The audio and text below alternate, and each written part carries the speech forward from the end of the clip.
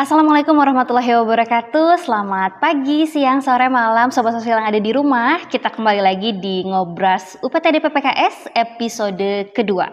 Di episode kali ini kita akan membahas bagaimana para lanjut usia tetap bisa aktif, mandiri, sehat dan juga berdaya, serta bagaimana peran penting lingkungan dan juga lembaga sosial dalam mendukung hal tersebut. Sudah hadir bersama dengan kita Ibu Widi. Selamat datang Ibu di UPTD PPKS. Terima kasih atas waktunya Ibu sudah berkenan podcast bersama kita hari ini. Podcast yang pertama mungkin ya Bu ya? Betul. Bareng dengan UPTD PPKS. Nah Ibu, banyak yang sobat sosial di rumah ini nggak tahu nih, sebetulnya lansia itu kan kadang identik dengan udah sakit gitu ya Bu. Hanya bisa di tempat tidur. Oh ya paling hanya bisa bersih-bersih rumah gitu ya Bu. Padahal ternyata lansia sekarang tidak hanya sebatas itu saja ya Bu. Banyak hal yang bisa mereka lakukan di kehidupan sehari-harinya sehingga lebih aktif, lebih produktif mungkin selama mereka ada di lembaga sosial maupun di rumahnya masing-masing. Sebelumnya barangkali Bu boleh diceritakan sebetulnya Gria Lanjut Usia itu apa sih Bu? Lembaga apa? Boleh diceritakan ke Sobat Sosial. Terima kasih Mbak Rizka. Ya, selamat pagi Sobat Sosial. Salam kenal tentunya ya dari saya Widi begitu. Saya ini kepala UPTD ya, UPTD Pusat Pelayanan Sosial Gria Lansia Dinas Sosial Provinsi Jawa Barat ya. Jadi dulu itu namanya masih panti begitu ya. Iya, tapi sekarang sudah berubah menjadi PPSGL begitu. Nah, kami ini di sana melakukan pelayanan rehabilitasi sosial ya, terutama untuk khususnya untuk lansia-lansia yang terlantar. Jadi kalau kita bicara lansia yang ada di kami adalah lansia yang terlantar, bukan lansia yang di luar begitu, tapi di dalam unit kami begitu. Gitu Mbak Rizka. Oke, jadi memang ada spesifikasi tadi ya Bu ya, lansia yang mungkin sudah tidak punya keluarga begitu. Betul. Ya Bu, terlantar sehingga ditempatkan di Gria Lansia tadi. Nah untuk sekarang Ibu, jumlah dari lansia itu sendiri yang ditangani atau yang dibimbing oleh Gria Lanjut Usia ada berapa orang Ibu? Ya, jadi kami ini sekarang 400 ya. 400. Ada 400 yang kami layani lansia dari perempuan dan laki-laki tentunya. Lansia kita ingat adalah usianya 60 tahun ke atas. Jadi mereka 60 tahun ke atas ada di 4 wilayah ya, 4 tempat lokasi. Yang kalau di kami di Ciparai tentunya lokasi kami itu UPTD bergabung dengan Satpel begitu, Satuan Pelayanan. Jadi ada sekitar 160 di kami di Ciparai, kemudian sisanya tersebar di Sukabumi, Karawang dan di Garut begitu. Ya sekitar 80 lah. Sekitar 80 mungkin yang tersebar tadi ya Bu ya. Tadi, betul. Untuk UPTD-nya tersendiri ada di Ciparai. Ciparai, betul. Ciparai. Nah, Ibu izin di tahun 2026, tahun yang baru, semangat yang baru juga pasti ya Bu ya untuk Gria Lanjut Usia. Boleh barangkali Ibu sharing sama Sobat Sosial di rumah program-program andalan nih dari Gria Lanjut Usia di tahun 2026 ini. Iya. Jadi kami tahun ini bergerak untuk satu program yang memang program strategisnya Dinas Sosial Provinsi Jawa Barat, yaitu salah satunya adalah program Waringkas. Waringkas ini Sobat Sosial perlu kita ketahui semua ya. Waringkas ini adalah satu singkatan lah kalau saya bilang ya, wawasan kesehatan, kemudian rincian keperawatan dan hidup aktif dan sehat. Ya, Waringkas ini adalah salah satu program ya yang menginginkan nanti lansia ini yang pertama adalah dia sehat fisik, sehat mental tentunya. Ya, karena banyak dari lansia kami bukan hanya fisik kalau kita bicara, tapi mentalnya. Ya, karena lansia kami itu lansia-lansia yang memang dari sisi sosial ekonominya rendah begitu. Ya, jadi begitu masuk kadang-kadang bicaranya sudah berbeda gitu ya. Saya mantan ajudan, saya mantan apa, tahu-tahu bukan yang sebenarnya begitu. Nah, ini kan salah satu bahwa ini ada kekurangan mental ya, artinya kesehatan mental. Nah, Waringkas ini nanti goalsnya adalah kita harapkan lansia ini akan successful aging namanya. Successful aging adalah ya di mana usia lansia ini adalah usia yang pertama usianya panjang. Ya, dikatakan sukses adalah ketika dia usianya panjang. Kemudian adalah dia sehat dan yang ketiga adalah dia bahagia. Itu intinya sebenarnya. Betul, karena memang di usia lansia ya tadi kadang ada yang kembali ke anak-anak ya Bu, jadi minta terus diperhatikan, kemudian juga ada yang secara emosi jadi lebih tidak stabil karena mungkin ada banyak sekali masalah sebelumnya ya Bu ya. Nah kalau misalnya di Gria Lansia sendiri Bu, kan mungkin didukung dengan stakeholder ya, karena lansia itu kan bukan hanya tadi Ibu sampaikan perlu sehat secara fisik, perlu sehat secara mental sendiri. Untuk tim yang ada di Gria Lansia nih Bu, yang mendukung program strategis Waringkas itu bagaimana Bu sinerginya di dalamnya? Ya, kami tentu semua punya tim ya, tim untuk pekerja sosial ya. Yang pertama itu jelas ya, mereka tetap memberikan pelayanan. Jadi yang diusung Waringkas ini, program ini bukan hanya kita yang aktif sebagai pelayan mereka, tapi mereka juga aktif untuk menjaga kesehatannya dia, ya, menjaga dirinya supaya dia tetap bahagia. Jadi kita akan menanamkan itu ke mereka. Jadi bukan tergantung kepada kita tetap memberikan pelayanan yang terbaik.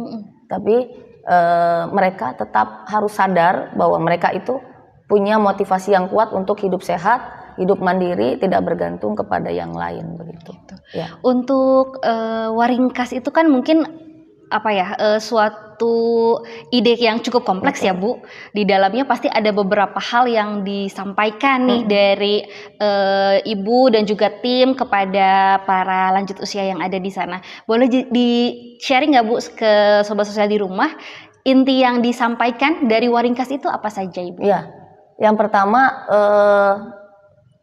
kita akan melihat, nanti kita akan evaluasi rapotnya gitu ya, kalau bicara seperti sekolah gitu ya. Lansia masuk di asesmen sama kami ya, apa saja dari fisik, mental semua, dia posisinya dinilai berapa, nanti dilihat per 3 bulan. Dengan program tadi kita laksanakan bahwa lansia kita kita nonton bareng. Nah tadi wawasan kesehatan ya, bukan hanya kita yang memberikan wawasan begitu ya, misalnya perawat memberikan edukasi atau ahli jiwa gitu ya, psikolog gitu ya, tapi juga mereka bisa bentuknya kita nonton bersama bagaimana lansia-lansia di Jepang ya, umur 90 tahun mereka masih bisa masak sendiri. Ya walaupun kita juga menyediakan makan untuk mereka, sekali-kali mereka juga perlu melakukan itu sendiri, misal masak sup sendiri begitu ya, karena kita semua ini per wisma begitu. Nah ini kan kalau yang masih sehat, tidak bed rest, itu kita buat seperti itu. Kemudian juga olahraga tentu ya, olahraga, terus juga berinteraksi dengan sesamanya, bagaimana mereka itu tidak bertengkar begitu, karena sering lansia ini kan dari latar belakang keluarga yang berbeda. Betul. Begitu ya, tentunya di sana ada konflik-konflik yang lumayan cukup terjadi di sana. Nah ini juga dari program ini diharapkan lansia nanti tidak ego juga gitu ya, mau memberi begitu ya, mau memberi juga kepada lansia lain seperti itu. Dan mereka juga akan mengembangkan passion mereka.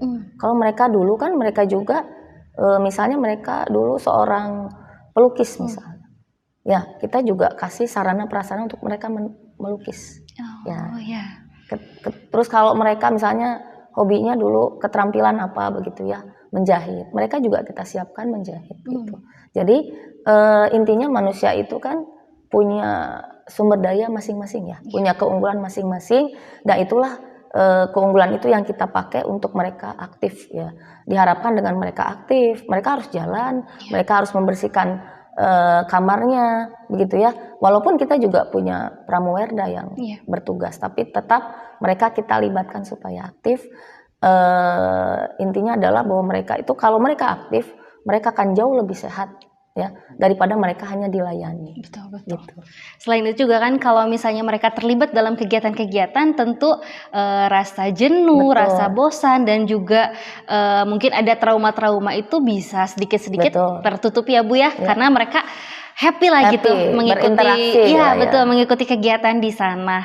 Nah Ibu terkait tadi juga di Waringkas ini kan salah satunya menjadi lanjut usia yang aktif dan produktif ya Bu ya. Barangkali Ibu boleh diceritakan nih, karena di sana kan tadi ada sekitar 400 lansia ya Bu. Ada nggak cerita menarik misalnya atau pengalaman Ibu selama di sana yang menarik dari lansia yang Ibu tangani, yang wah ini misalnya biasanya kan emak ya manggilnya ya Bu ya, wah ini emak atau aki ini unik nih misalnya pengalamannya. Boleh diceritakan ke Sobat Sosial Ibu? Ya, jadi ini contoh ya, usia biologis itu tidak sama. Iya, ya, betul nggak? Ya, mungkin ini yang masih muda belum berpikir ya. Mungkin usia saya bisa bersaing lah dengan usia di bawah saya. Ya, contoh ya, masih ada lansia bisa lari. Lari? Ya, lansia bisa lari. Karena apa? Dia punya kebiasaan lari dari mudanya. Dari mudanya, kan gitu. Betul. Tapi akan kalah ya, yang masih baru SMA, baru kuliah gitu ya, diajak lari juga kalah. Ya, itu contoh. Jadi apa yang kita investasikan di waktu muda itulah yang terjadi di usia lanjut. Ya, bahkan di kami itu ada namanya Mak Daryati gitu ya. Dia usianya tuh 100 tahun. 100 kemarin Desember. Ya, Desember 100 tahun, tapi dia masih, ya memang agak bungkuk sedikit lah ya, namanya sudah 100 tahun. Tapi masih aktif dia membersihkan wisma seperti itu, masih ceria. Artinya dia juga bisa menjaga kesehatan mentalnya gitu ya. 100 tahun ya, kalau kita bicara tingkat kesehatan kita tidak bisa bicara umur lagi. Iya, ya betul. Kita lihat umur 20 tahun kemarin saya lihat sudah ada yang sudah kena kerusakan di tulang lehernya karena dia sering menggunakan handphone. Betul. Nah, kan seperti itu. Jadi 20 tahun. Bahkan kemarin ya anak SMP ya, teman saya kebetulan ibunya anaknya SMP baru lulus sudah kena kista ovarium. Oh ya, betul. Ya, bayangkan SMP sudah kena kista ovarium, artinya apa? Ada pola hidup, pola makan yang memang kurang pas di situ. Iya, betul. Ya, jadi usia tua bukan berarti sakit. Iya. Kalau menurut ketika kita belum terlambat ya. Jadi kita harapkan semua juga nanti seperti itu ya, jangan sudah datang lansia hanya pasrah begitu saja gitu ya, tapi juga bagaimana kita menginvestasikan diri kita untuk nanti masa tua kita. Betul. Memang ya betul ya Sobat Sosial di rumah, tadi yang disampaikan oleh Ibu Widi, apa yang kita lakukan sekarang itu akan berpengaruh ke masa depan ya Bu. Jadi mungkin Sobat Sosial di rumah yang aduh saya masih suka minum yang manis-manis ya Bu ya. Merokok lah. Iya, misalnya merokok untuk yang cowok-cowok nih Bu. Atau aduh saya malas olahraga. Nah, itu mager gitu ya. Betul, mager. Sekarang memang Gen Z mager sedang banyak di mana-mana ya Bu ya. Jadi kita bisa berkaca pada Mak Daryati usia 100 tahun masih bisa berdiri masih sendiri. Ya. Betul. Hebat sekali Mak Daryati ini, luar biasa ya Bu, dan juga mungkin banyak di sana lansia yang juga mereka Rizka suka lihat juga tampil ya Bu. Iya, betul. Tampil di acara-acara kesenian di dinas sosial. Kalau boleh tahu Bu, di sana itu mungkin apa saja sih Bu yang mereka dapat? Maksudnya kesenian kah? Kerajinan tangan yang tadi Ibu cerita, boleh diceritakan Ibu? Ya, jadi memang mereka seperti aktivitas sehari-hari ya. Mereka itu sholat, jelas ya. Kalau yang bagi muslim, kalau yang bagi non muslim, mereka juga sama melakukan acara keagamaan ya dengan sesama non muslim. Nah, kemudian mereka juga tadi ada yang nari begitu ya, ada yang main alat musik, kesenian. Itu luar biasa lah ya, kami punya lah videonya bagaimana mereka tuh seperti itu ya, melakukan aktivitas yang mungkin dulunya mereka memang pemain seni ya gitu. Betul. Jadi terus mereka juga ada yang ahli dalam hal menanam gitu ya, cocok tanam gitu ya. Bahkan di kami di Karawang itu sudah menghasilkan berapa kali panen begitu kemarin lele ya. Jadi lele ada programnya juga bagaimana si lansia ini kita libatkan untuk apa ya, ini lele ya, apa namanya, budidaya lele begitu, budidaya lele, dan hasilnya digunakan untuk gizi mereka kan tentunya, gitu ya. Jadi mereka jangan kita ini apa ya, berpikir bahwa lansia udahlah makan diambilin begitu ya, terus baju dicuciin, enggak juga. Ya bagi mereka yang masih sehat, mereka cuci baju sendiri. Kita punya aktivitas-aktivitas mereka. Ya, menarik nih Sobat Sosial di rumah bahwa ternyata lansia juga bisa budidaya lele ya Bu. Betul. Ya? Yang mungkin kita masa gitu ya masuk-masuk gitu ke kolam. Ternyata sudah bisa kita lihat ya produk-produk dari lansia yang ada di Gria Lanjut Usia. Betul.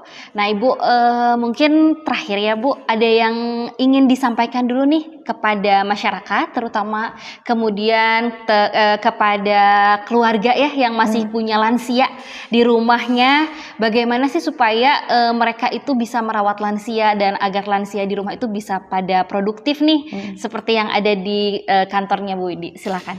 Ya, mungkin ini Sobat Sosial ya, karena perlu dipahami bahwa lansia saya katakan tadi ya, ini adalah hasil akhir ya, hasil akhir daripada waktu mudanya ya. Kita bicara muda, bicara usia dari lahir ya, bicara dari lahir tentunya sebagai orang tua misal. Jadi saya ingin berbagi kisah ya yang saya alami selama ya, walaupun saya baru 4 bulan ini begitu ya ada di sini begitu, tapi saya sudah melihat beberapa kenyataan-kenyataan hidup yang saya tidak pernah lihat gitu ya kalau saya berada di dinas lain begitu. Ini sungguh satu pelajaran ilmu buat saya terutama begitu. Jadi intinya adalah kita harus siapkan ya, kalau anak gitu ya dari kecil sampai sekolah, sampai dia menikah, sampai dia lansia ya. Kenapa bicara seperti itu? Karena kita juga bicara bahagia tadi ya, kita bicara senang gitu ya ngelihat lansia yang bisa produktif, tapi kadang kita juga sering juga menangani kasus-kasus lansia yang memang kenapa ada di panti kami begitu ya, karena mereka ternyata ada yang dilempar oleh istrinya begitu, istrinya di rumah kakaknya, di depan rumah kakaknya dalam kondisi stroke. Kebayang itu kita pernah nangani itu, dan itu ada laporan bahwa ke kami, kakaknya juga tidak mau tanggung jawab, istrinya juga istri yang keempat. Waduh ya. Jadi ini satu pelajaran ya. Jadi mungkin menurut saya ya, karma itu ada ya. Bukan saya membenci poligami, tidak, tapi artinya ini istri yang keempat tidak mau mengurusi, dan akhirnya kan ya kami turun ya, karena pemerintah harus hadir ya. Harus hadir terhadap masyarakat ya. Jadi mudah-mudahan ini tidak terulang kembali begitu. Jadi kami harapkan jumlah lansia yang ada di kami begitu tidak terus naik angkanya ya. Kalau naik angkanya berarti kualitas hidup ya di kita di Jawa Barat tentunya itu semakin turun ya. Kalau banyak lansia, nah lansia terlantar ini kan bukan hanya dari sisi ekonomi, dari sisi sosial ya, dari sisi pendidikan. Lansia di kami itu bicaranya beda ya, lansia yang memang tidak, mohon maaf ya, pendidikannya rendah ya, artinya dia tidak tahu bagaimana mengartikan sebuah hidup ya. Hidup ini sangat berarti ya, bagaimana ketika lansia tidak bisa mengulang lagi di masa mudanya, itu tidak akan bisa. Nah kami mungkin mengajak kepada seluruh begitu ya, stakeholders juga, masyarakat juga, mari kita sama-sama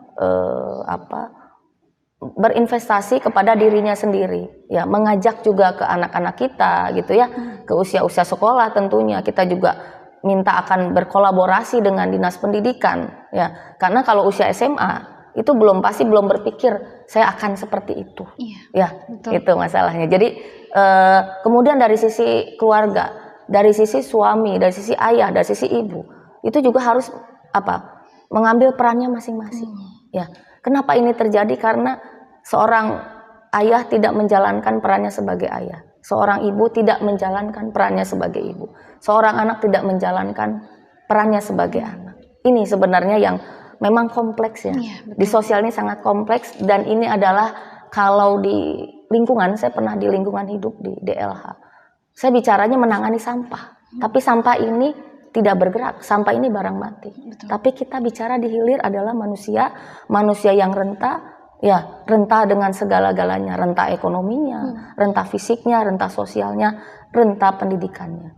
Dan ini sangat sulit, ya. Tapi pelan-pelan kita rehabilitasi, kita rehab agar lansia kita punya fungsi sosial yang semakin membaik. Itu saya harapkan kita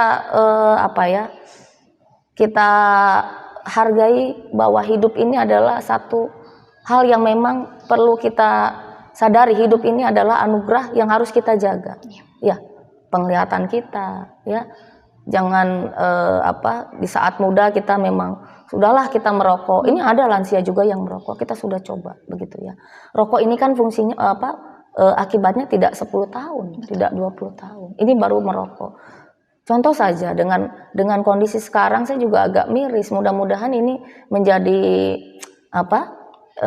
kita kolaborasikan dengan semua stakeholders, karena kalau sudah terjadi seperti ini, lansia ada di panti, begitu ya, ada di kami. Ini masalahnya sudah kompleks.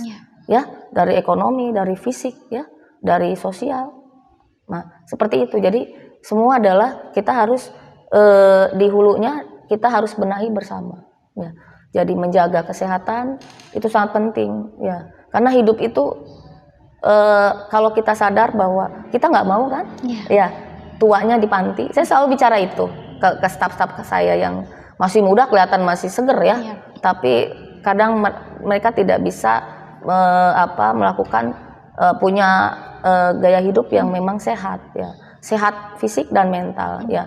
Sekarang banyak yang saya lihat penyakit mental, ya, mental health yang memang cukup naik angka, ya, hanya karena tidak mendapatkan sesuatu dia sudah bunuh diri, padahal secara akademik anak ini pintar. Contoh kejadian di SMA 3, karena saya sebelumnya dinas pendidikan, ya. SMA 3 itu SMA yang favorit. Ya, betul. Tentunya bukan orang yang tidak pintar secara akademik, tapi kenapa anak itu bisa terjun dari lantai atas ke bawah. Nah, ini kan sebenarnya belum tentu juga linear antara pintar secara akademik dengan penguasaan mental. Itu. Jadi semua, ya, jangan sampai sudah dihilir sudah berat kasusnya begitu, merehabnya susah. Agak berat gitu. Ya, kita juga menghimbau sobat sosial dan semua elemen, ini bukan hanya sudah lansia baru kita tangani, seperti orang sudah penyakit gula misalnya, ya. Kenapa nggak dari awal saja kan gitu. Jadi bukan hanya di fungsi kesehatan, di dinas kesehatan, tapi juga di awal begitu ya, di pendidikan terutama. Jadi mulai dari kecil harus mulai dipupuk ya Bu. Betul. Terus sinergi antara pemerintah, masyarakat, dan mungkin berbagai pihak ini perlu dukungan yang sinergis ya Bu, supaya semakin menurun angka lansia terlantar. Betul. Semakin bahagia lansia yang ada di Jawa Barat begitu ya Bu ya. Terima kasih sekali lagi Bu Widi sudah hadir bersama dengan UPTD PPKS. Mudah-mudahan Ibu dan tim selalu sehat dan bahagia mendampingi lansia yang ada di Gria Lansia tadi ya Bu. Dan untuk sobat sosial di rumah, sekali lagi kita sesuai dengan pesannya tadi Bu Widi nih, perlu menjaga, yang paling penting itu kesehatan diri dan kesehatan mental juga. Supaya apa? Supaya nanti ke depannya kita tidak menjadi korban-korban dari aspek sosial ataupun ekonomi di masa depan. Terima kasih untuk sobat sosial yang udah nonton Ngobras episode kedua. Jangan lupa untuk Ngobras sekarang tayang di YouTube channel Dinas Sosial Provinsi Jawa Barat. Jangan lupa juga untuk follow Instagram Dinas Sosial Provinsi Jawa Barat, UPTD PPKS, dan mungkin yang mau ngintip-ngintip keseharian lansia nih, boleh ke Instagramnya Gria Lansia Dinas Sosial Jawa Barat. Terima kasih sekali lagi Bu Widi sudah hadir bersama kita. Sampai jumpa di episode berikutnya.